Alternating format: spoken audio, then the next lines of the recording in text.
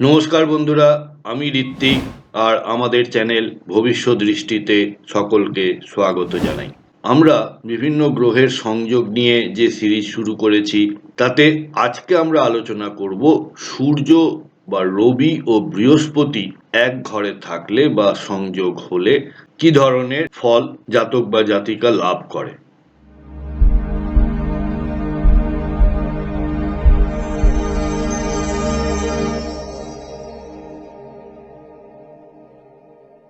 বন্ধুরা, আপনারা যারা চ্যানেলটি অলরেডি সাবস্ক্রাইব করেছেন তাদেরকে জানাই অসীম কৃতজ্ঞতা ও ধন্যবাদ।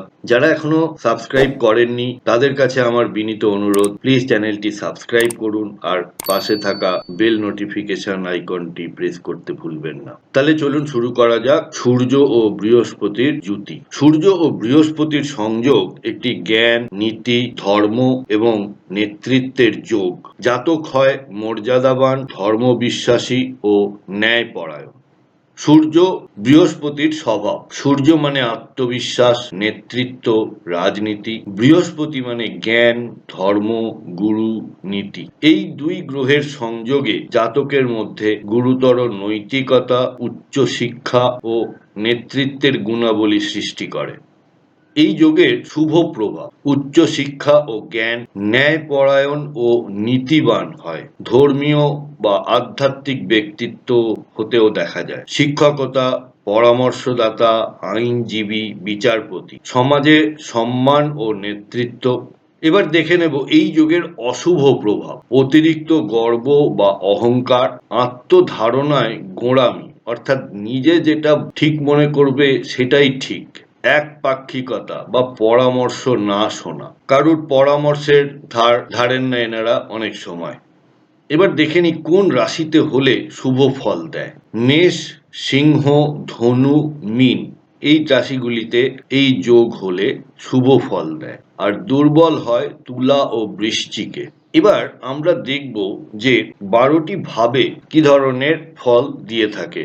লগ্ন ঘর বা প্রথম ঘর, জাতক বা জাতিকা জ্ঞানী, মর্যাদাবান, আত্মবিশ্বাসী হন। দ্বিতীয় ঘরে হলে শিক্ষিত বক্তা ও পরিবারে গৌরব। তৃতীয় ঘরে হলে সাহসী ও জ্ঞান বিতরণকারী। চতুর্থ ঘরে হলে শিক্ষার যোগ এবং মায়ের আশীর্বাদ ধন্য হন এনারা। পঞ্চম ঘরে হলে ভালো সন্তান এবং ধর্ম ও বিদ্যায় উন্নতি। ষষ্ঠ ঘরে হলে ন্যায়সঙ্গত শত্রু দমন। সপ্তম ঘরে জ্ঞানী জীবনসঙ্গী কিন্তু একটা গর্বের সংঘর্ষ হতে দেখা যায়। অষ্টম ঘরে আধ্যাত্মিক জ্ঞান, গবেষণা।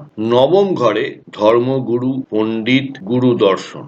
দশম ঘরে প্রশাসক, শিক্ষাবিদ, রাজনৈতিক নেতা। 11তম ঘরে হলে সম্মান, উচ্চ লক্ষ্য। 12তম ঘরে আধ্যাত্মিকতা, বিদেশে ধর্মকর্ম।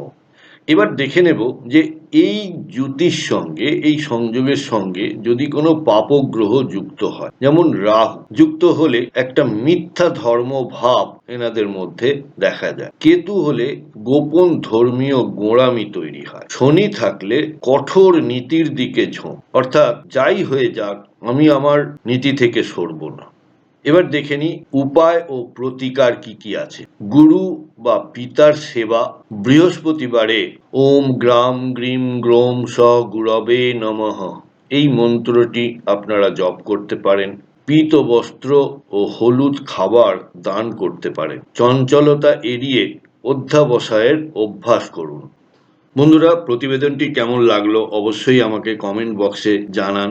আপনাদের যদি কোনো সাজেশন থাকে তাহলেও কমেন্ট বক্সের মাধ্যমে আমাকে জানান। যদি ভিডিওটি ভালো লেগে থাকে তাহলে প্লিজ লাইক, শেয়ার, সাবস্ক্রাইব করবেন। সবাই খুব ভালো থাকবেন। অনেক ধন্যবাদ।